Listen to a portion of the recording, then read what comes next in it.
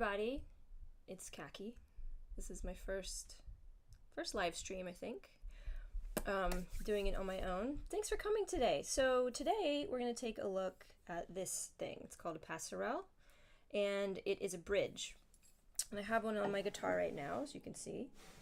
It is made to take your standard six-string guitar and to turn it into something a little bit different.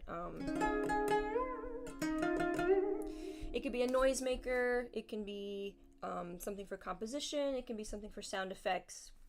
I think it's a really fun and useful tool. I've written some songs with it. And I'm going to start off this thing with one song, and then I'm going to show you how to install it, make some noise, a few techniques. I'm going to answer some of your questions, and yeah, so here we go. This is a song I wrote in about 2004, and it's called Nails.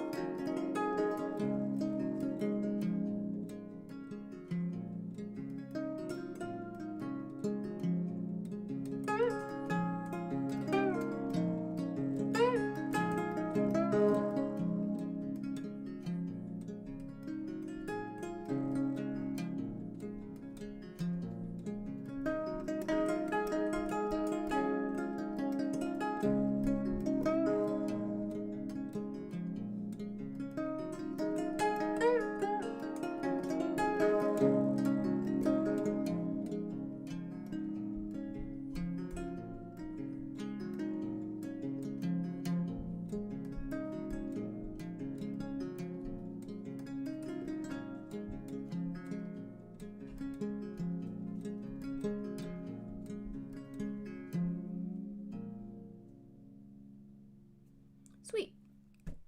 So that was an early song that I wrote with this thing. And first of all, I'm going to show you how to install it. So let's pretend like we're working in advance.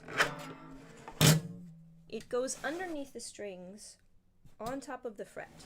And the way that it's able to do that is it has grooves cut out for the strings, and it has a groove on the bottom that sits tightly on the fret.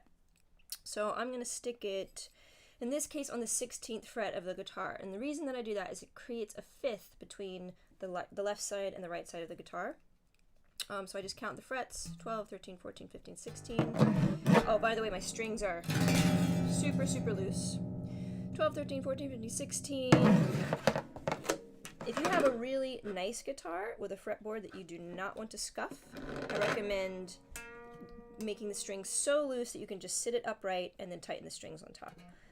We do have some felt on it, so hopefully it doesn't hurt any of your guitars. The nice thing, too, I find, is that this sounds better on the cheaper guitars, ones with deader strings, with a little less resonance, because it kind of,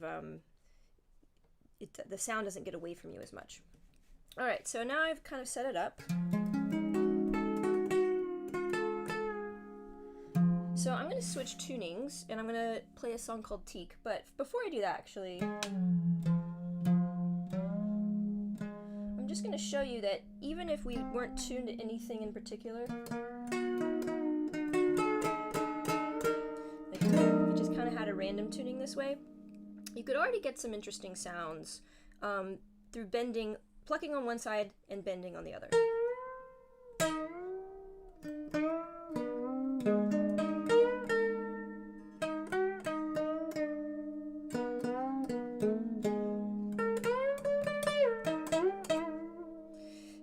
the way that I do that, again, it's pretty simple.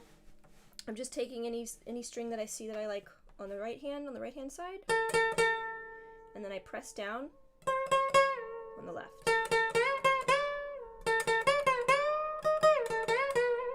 So it can kind of make a little wobble and something that sounds like the guitar is almost talking to you. So that's really fundamentally the first entry into using this. You don't have to be a great finger style player. You don't have to know a lot of open tunings. You can just kind of like get one up on your guitar and start making some noise and having fun. You can put it at any fret. So let's see what happens if I put it at the 14th fret.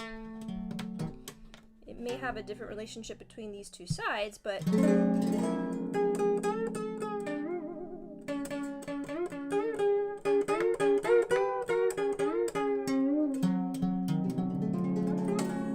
anyway, so I think it's a fun tool that anyone can use just to get started on expanding the consciousness of their guitar. All right, I'm going to play a song called Bowen Island. And let me figure out what the tuning is. I've got a D sharp, so let's see. I'm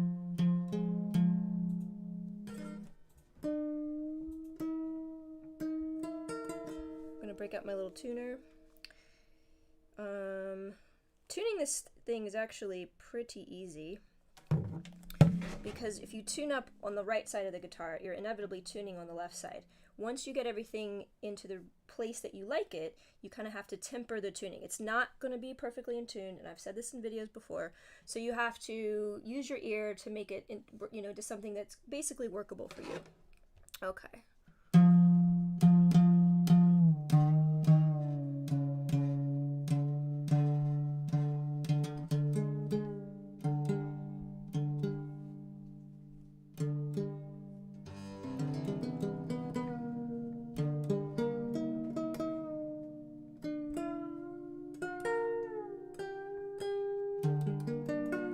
So that should be a D sharp, G sharp, B sharp, D sharp, F sharp, and G sharp, which means this side is G sharp, C sharp, E, G sharp, B, and C sharp. That's the 5th, but again, it's a little bit off.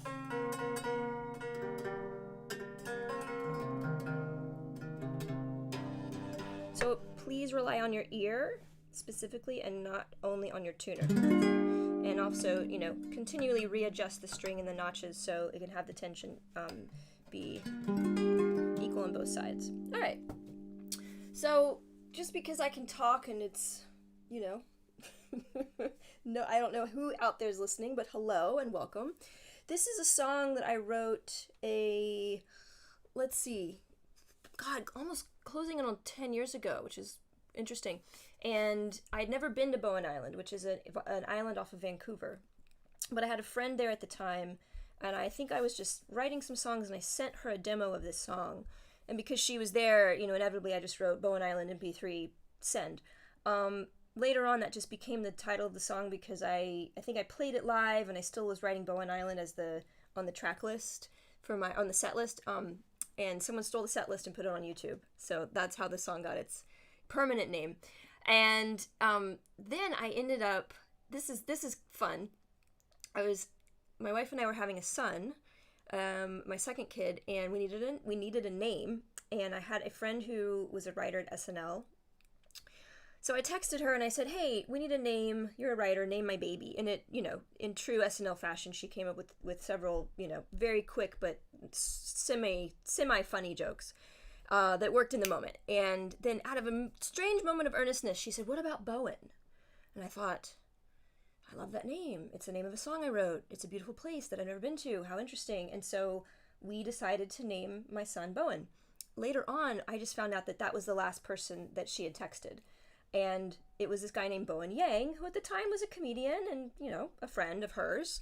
And as things go and change in life, he is now a permanent cast member at Saturday Night Live. So my son Bowen now has a real Bowen namesake to live up to. Okay, this is Bowen Island.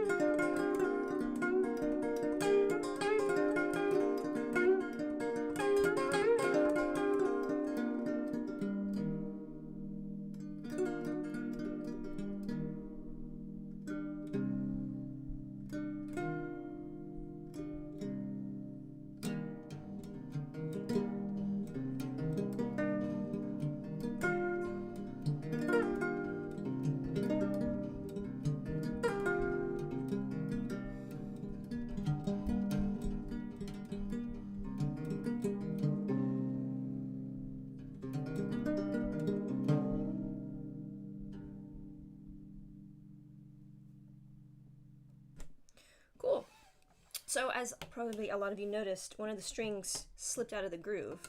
And that has definitely come up before when playing Passerelle. And the truth is that when I wrote this song and recorded it, it was on a different guitar with a lot of different tension. So if you find that you're having trouble with that, sort of the strings not staying in their groove, just increase the tension. So I played it in that tuning, which is the true tuning to the record, so everyone watching can, you know, play along if you like. But live, I would normally want to tune way up, probably maybe like even 2 whole steps, because on this particular guitar, that tuning is not going to really hold the tension enough so it stays in the groove. The other thing, which I can kind of segue into, is between the right hand and left hand technique. So let's say I did tune up.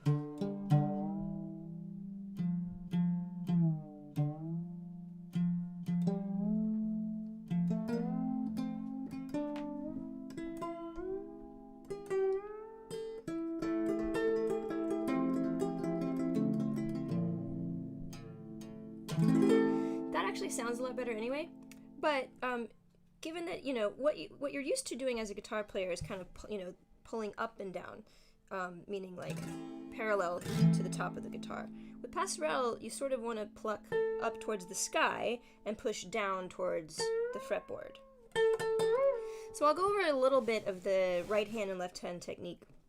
The right hand is very similar to what you know as if you do play fingerstyle guitar, or if you've just ever kind of plucked a guitar a little bit with your fingers. I'm wearing these giant nails, which is kind of my signature move, but it doesn't matter. What you are going to get, because the guitar has this body here, you're going to get a lot more resonance, because obviously you have the bridge and the top. Over here, it's going to be a much thinner and softer sound. For me, because my left hand doesn't have nails on it, it's even quieter. I think that this actually strikes a nice balance, because sometimes when you're playing that dominant note on the right hand can kind of be underscored by a softer note here.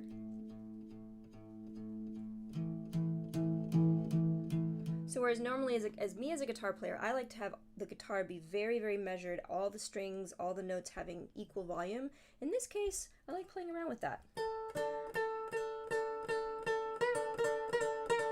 And then there, of course, is bending. And you can bend on either side. So you can pluck on the left, and bend on the right, and pluck on the left, pluck on the right, bend from the left. Someone actually was saying that this is the technique they were using, because it just made more sense to them. Actually crossing the hands. You know, all of this is just stuff that I made up, and there's no right or wrong, and there's no kind of, like, these are just sort of some guidelines to get started, but I thought that this was really creative, and actually when I started to play with it, I could understand how, as a left-hand player, it almost feels like, well, if I want to hear these notes and bend them, it makes perfect sense. Otherwise, you'd have to do, you know, kind of have to work around it a little bit more. So whatever the player's choice is, that's the winner. So I'm going to do a couple more little examples of some basic patterns, and then I'm going to answer some of your questions.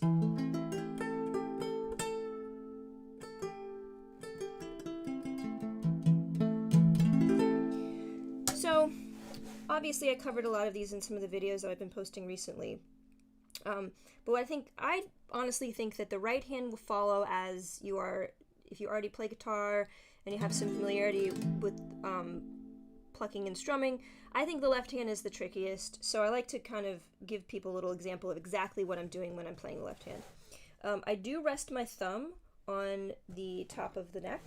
It's not always a requirement, but I do think it's a nice sort of anchor to have, much like some people do a pinky or the arm over here.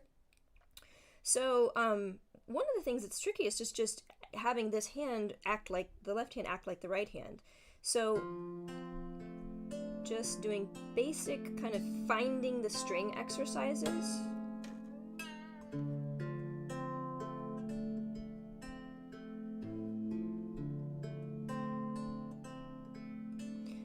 I don't play a lot with my middle finger, but it's useful to just be able to go back and forth, or just use the middle finger by itself. So really what you're looking for is just control, just the ability to say, I want to play that and choose that note.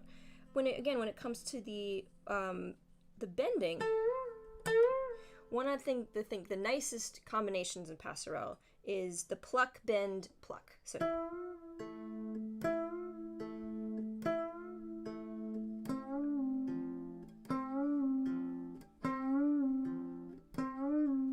you can kind of get used to how much you want to dig in, how much pressure you need, you know, how to kind of, you know, dig in and then also get enough power to pull out. Sometimes people have even said that they can choose a fret and they can find their note. So for instance, I'm on the 5th fret here. Sorry, the 4th fret, and that's really giving me a nice minor second.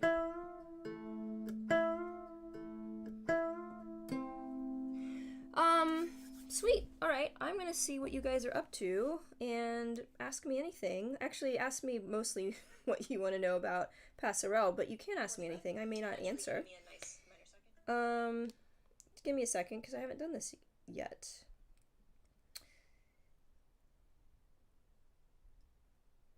Where should I look for? Here's a live chat. Ah, here we go.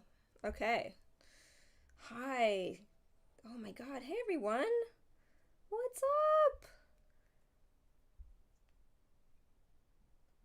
Okay, so noisy pooper, noisy. I'm just gonna ask the question to myself and then say it. Can you only use this on acoustic guitar? No, you can use this on electric guitar. People have done amazing stuff on electric guitar, including, and I have failed to, I don't have a demo that I could use right now, but you can use a violin bow on this thing, and that's been really, really fun to use because there isn't enough of an arch, so you can isolate some of the top strings and the lower strings.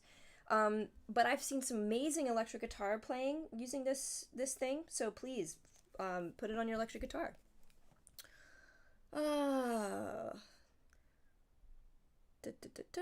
Yeah, a couple of questions about the electric guitar, and yes, again, you do have the same issue. The side with the bridge and the pickups is a hell of a lot louder, but this does get enough energy flowing through the bridge, flowing to these strings. By the way, I failed to mention that all of the strings are kind of constantly resonating. We're not fretting anything here, we're not muting anything. So again, it kind of gives to that like almost ghostly sound where there's a lot of other, the fragments and images of other strings ringing are coming out. But yeah, electric will absolutely work, and it will work pretty well. Also, just with the bending alone, it's pretty great. Hi.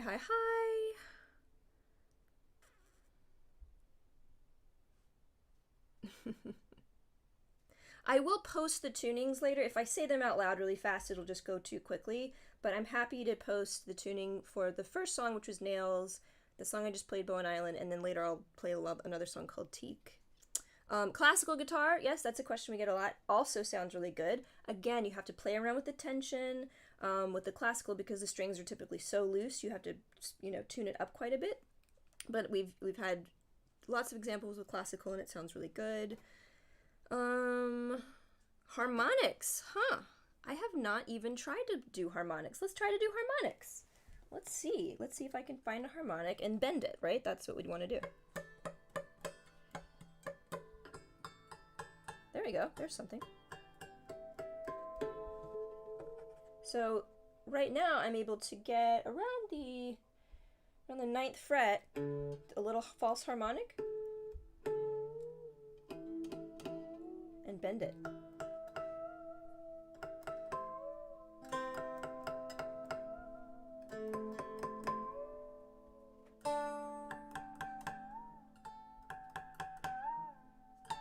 So depending on your guitar and your strings, I bet that would be something really useful.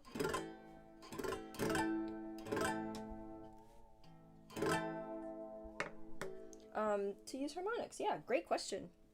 Yes, that is a Car Mercury amp behind me. Playing notes with both hands simultaneously is turning out to be very, very challenging for me. I agree. But that's what all piano players and drummers do all the time. You can do it. I believe in you. It's tricky, but it's a guitar mentality. Just forget that you're playing guitar and just pretend like you're playing anything that you want, really. Thank you. I'm glad you find my music relaxing. I'm not a very relaxed person, but a lot of people say that they find my music very peaceful. They fall asleep to it. They meditate to it, and I guess maybe for me it's like the way that I calm down as well. So, and I'm probably a lot less uptight than I used to be. Okay. Gosh, so many things to read through. It is super hot in here, guys. I don't know if you are on the east coast of the United States, any of you, but it is raining and crazy. What mics am I using for the live stream? I hope it sounds good. Please let me know. But right now I'm using just one Octava. It's the MK... Crap, I'd have to turn it around. It's just a small condenser Octava mic. It seems to be something that picks up everything equally, and I'm not having to balance a lot of sound. But again, I'm not a live stream pro, so you let me know. If you can hear it, great. If we need to work on it, we will. Do I play with a pick? With the crying, laughing emoji. I don't typically play with a pick. Occasionally I will, because it does have a very distinct sound. But I have my own picks kind of built into this claw right here. It's good for playing guitar and scratching people's backs and starting oranges and reducing my enemies to rubble. I would love to come to Portugal. You guys have some really great best types of strings for Passerelle. Thanks for asking. Honestly, that has everything to do with your actual guitar. So the guitar comes first, whether it's electric, acoustic, nylon. You want to be playing with the strings that are built for that particular guitar, because this is not the nice thing too is this is not a permanent install. It comes off and on. It's, something that you're going to just want to like be able to throw on when you're interested in it. Now, if you are dedicating a guitar to this, again, player's choice. The only thing I have found to be interesting for me aesthetically is the older and deader the strings become, the more they kind of lock in to the tuning, to your fingers. There's a lot more, there's sort of like just stickier, and you can really get that dig, kind of get more of a grip on it. So like I said, I think old dead strings are great, and I think that old inexpensive guitars work really well. So if you had like a one of those $80 specials that someone got on Amazon 10 years ago, those are awesome guitars, because maybe the neck is a little bent, maybe the action's terrible and you don't really play it much anymore, but you could just dedicate it to this as a secondary thing and lay it out and have it always be ready to go. Sweet. Ooh, the bass. 2 questions about the bass. I think I have had a couple people go, that's inspiring and I want to try it. Go for it. This is built for a 6-string guitar. It has grooves for each string. So the bass would have to be, set up quite differently. But the truth is, and I can kind of answer another question, how did I come up with the idea? This is not the first person I saw use this technique was Baji Assad, who's a Brazilian guitarist. And I think that she may have been using a pencil.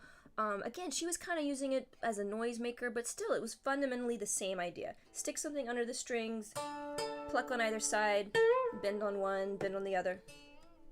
And so it's a bridge. There's bridges on, every kind of bowed instrument, many types of plucked instruments. It kind of became something where we figured out how far the strings should be spaced in terms of the grooves, how to get a little groove to fit it on the fret, but that's really it. You can use a plastic knife, you can use a sculpting tool, anything that you can sort of work will function in the same way. I think what we've done, and when I say we, I should say that my good friend Rochelle Rosenkrantz is the co-collaborator and co-creator of Passerelle. She is a luthier who lives in Rhode Island. And we're actually going to be, she'll be joining the live stream on Facebook tonight. But when we were making it, really it had everything to do with getting it, optimized for the guitar, and also This is something, it's made out of, I have it here, it's made out of metal. You can throw it in your gig bag. You can hand it down to generations. It's not going to break or chip. There's no, wiring. There's nothing about this that needs its own case. So it's really durable, and also, it looks very pretty on a shelf. Anyway, I'm getting a little off topic. But yeah, the idea was just something that I think guitarists have been moving around and sharing. This is our version. That's really all there is to it. What else you got?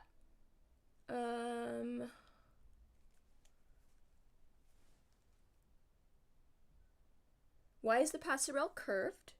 Have I tried it at the same height? Does height difference matter?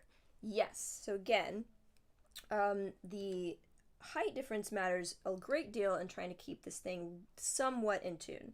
The curve of it, all guitar necks are curved one way or the other. They're subtle, but if you look, you can always see it. So the kind of like the higher it got, the more we had to curve it. And I think, like one thing that became pretty obvious early on was that you can make a Passerelle that's exactly the size of your neck.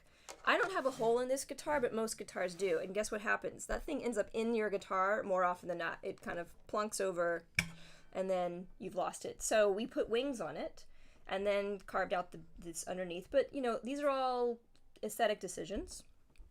And does the height difference matter? Yeah, I think that it does in terms, again, like I said, keeping it in tune. All right.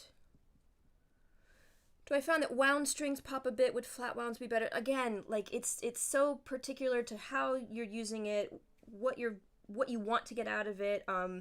I think with every guitarist journey, it starts with what you have, and then you modify and you modify. So I would get one. I'd try, wound strings. I'd try flat wounds. I can imagine that flat wound strings would give me more of that muted sound, like deader strings. So that might be a really interesting thing to try.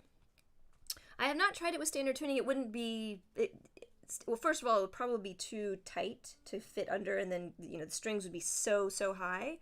But your standard tuning would just be kind of flying out of the room already. This is so distracting. Hi, Jordan. I'm glad you're enjoying it. I think, someone's asking about my mic, the Octava. I've used the Octavas since I got them, I've used them on every acoustic guitar recording I have done. I think they're amazing. And in addition, I use them on drums, I use them on violins, anything horns, stuff that's come through here. I've used it on an amp once or twice. I think they're just really great, solid mics, and they have a really, really great low-end response. Cool. Well, I really want to thank you guys for joining me. If anyone has any last questions, you may have to just go real fast.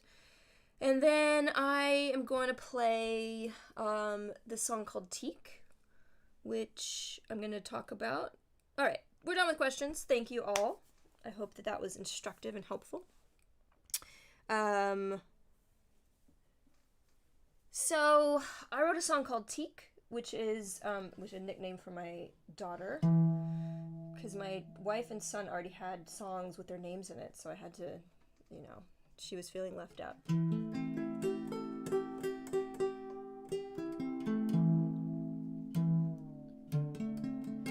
Pause for tuning. Hold for tuning.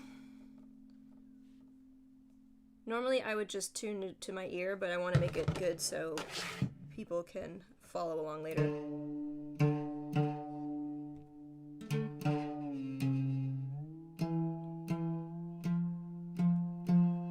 Oh, again, I probably should mention this.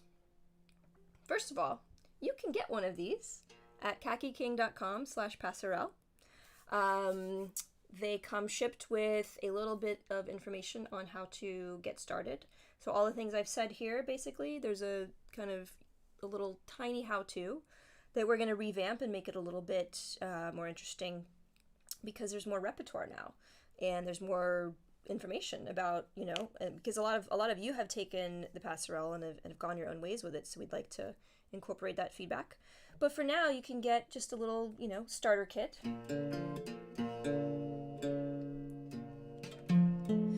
The other thing that I'd say, and I think I said it in the beginning, was that when I tune, I always tune to the right side of the guitar, mainly just because my guitar pickup will hear it.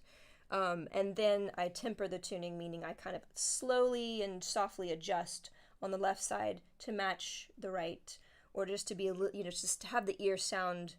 Sorry, I'm not saying any of this correctly. To have it sound a little bit better. That's just it.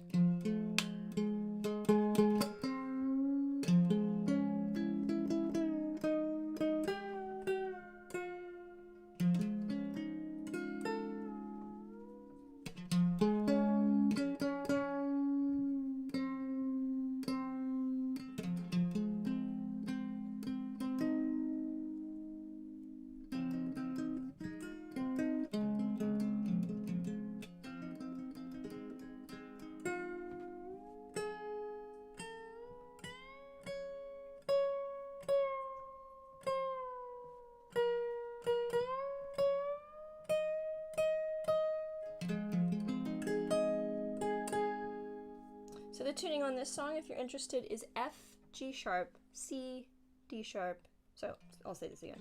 F, G sharp, C. I mean, some kind of C in some universe. I don't know.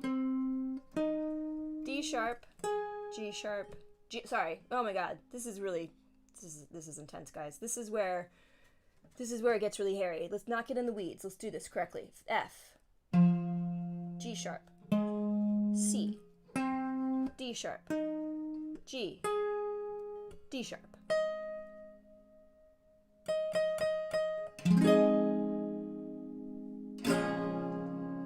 Nice. I wrote this song. I like songwriting stories, even though people are always like, "Oh, how did you write that?" I'm like, "Oh, it took 3 years and a lot of pain."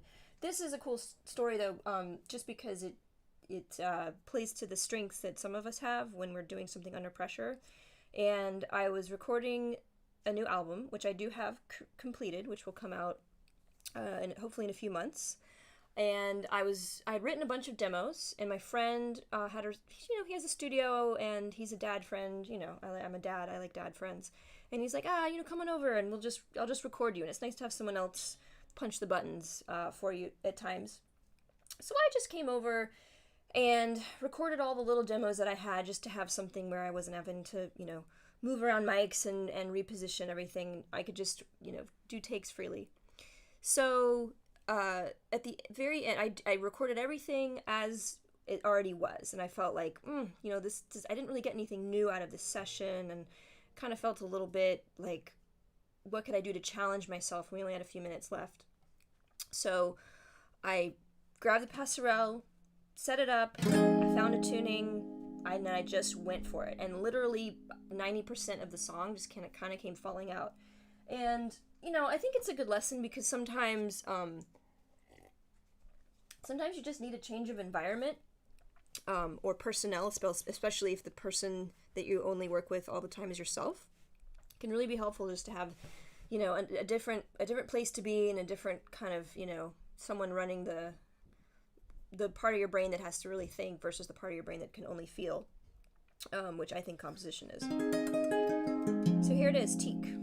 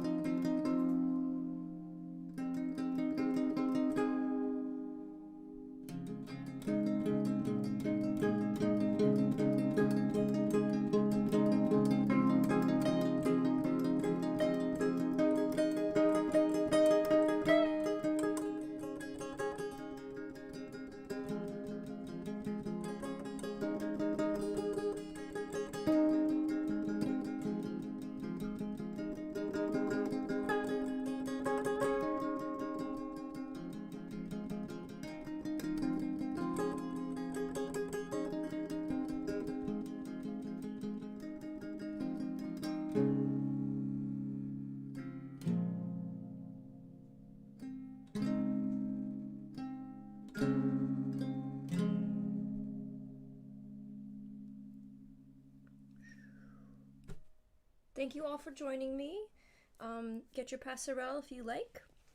And you can come back tonight. We're going to do the same thing on Facebook at 10 p.m. And Rochelle Rosenkrantz, the luthier who makes this with me, is going to join us. And hopefully I'll have some other things to talk about. But I appreciate you all coming today. Have a good one. Oh, wear a mask. And vote.